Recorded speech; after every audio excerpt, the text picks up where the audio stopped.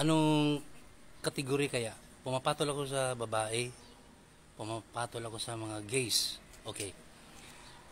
Before ako nag-asawa, nagkaroon ako ng ah, almost 7 years na gay.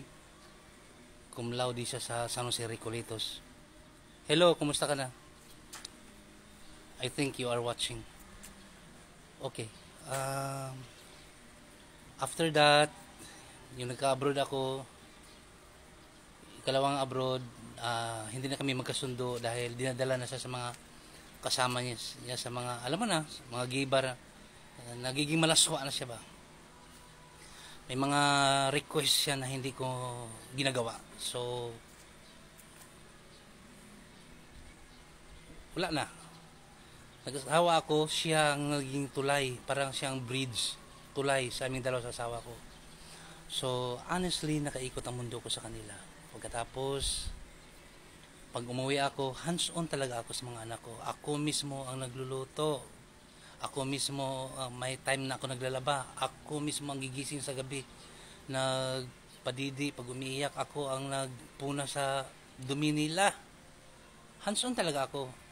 Kaya yung hindi kami magkasundo sa asawa ko dahil wala nang pundo, pumunta ako sa Manila uli para maka-abroad. Sana binita yung maliit na sasakyan.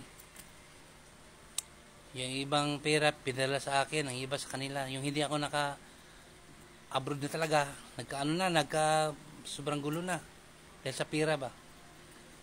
Wala. Pero saludo ako sa mother.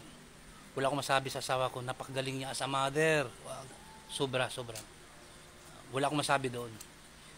Pagkatapos, natural lang naman sa asawa na maaburidong ulo nga wala na silang magasto, di ba? Ako naman dito, honestly lang,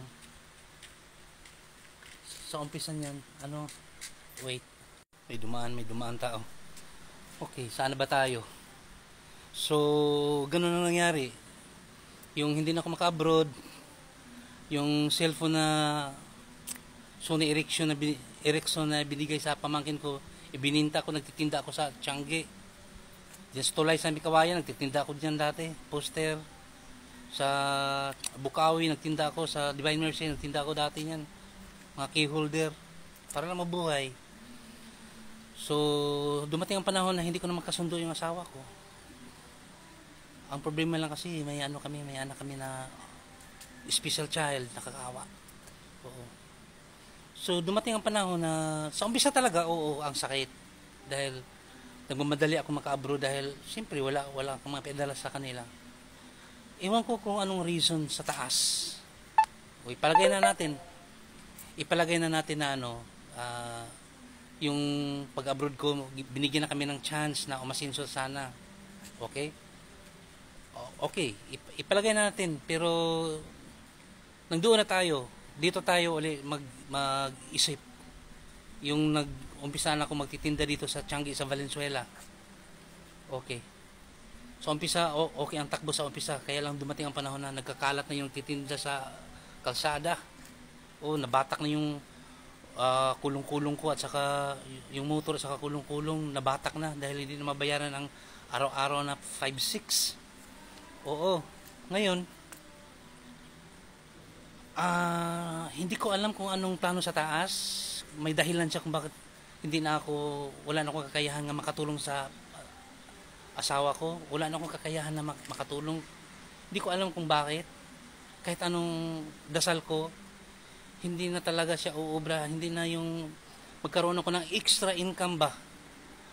Yung income ko hanggang renta sa bahay, mga ganun, pagkain, alam mo naman ang mga bilhin ngayon sobrang mahal. Wala naman tayo sa mall para malaki ang sahod. Matanda na ako, senior na ako. So, ang inisip ko, ang asawa ko, sobrang nakakaawa, honestly. Dahil siya ang yung autistic na anak namin. Kaya wish ko sana dito sa pamagitan ng online, itong sa TikTok at saka FB, sana nakikita ako, pero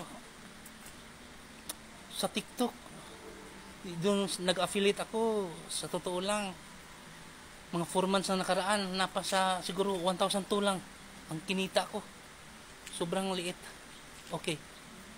Ngayon, yung nagsabi sa akin, kung kayo nang musga kung ano ako, bisexual ba? Dahil pumapatol ako sa babae at pumapatol ako sa gay. Okay. Pumapatol ako sa gay dahil doon ko nakita sa kanila yung sincere, yung hindi naman lahat pangit ang ugali, hindi naman lahat na mga malaswa, may iba na matitino. Okay? Doon ko nakikita sa kanila na yung true love, totoo yun, true love. Totoo yan.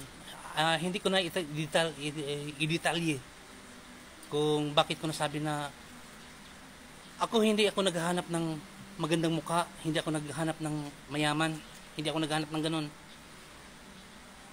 Ang importante na mahal ako. Hindi ako naghahanap na gusto ko siya, type ko siya, hindi. Ang importante noon pa, kahit yung bata pa ako, ang hinahanap ko na mahal ako. Masarap mabuhay na mahal ka. Oo. Dahil in return naman, kailangan nang doon yung respeto, awa. Siguro ibang kategorya kung love mo siya or namimiss, iba-iba yung kategorya na yun. Okay. Mahirap ipaliwanag eh. Mahirap ipaliwanag.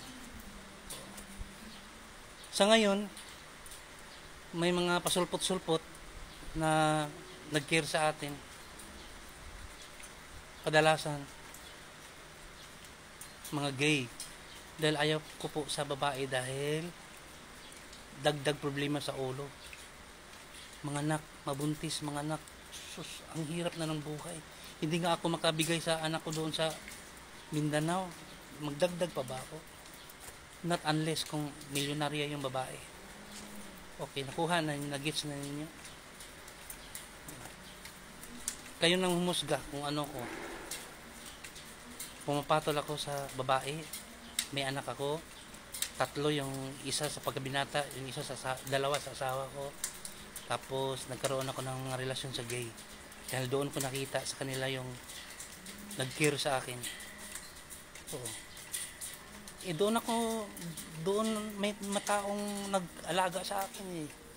Silang nag-alaga, nag-care sa akin. Hindi babae po ang nag-alaga sa akin, gay. Kaya mas prepare ako, mas komportable ako sa kanila.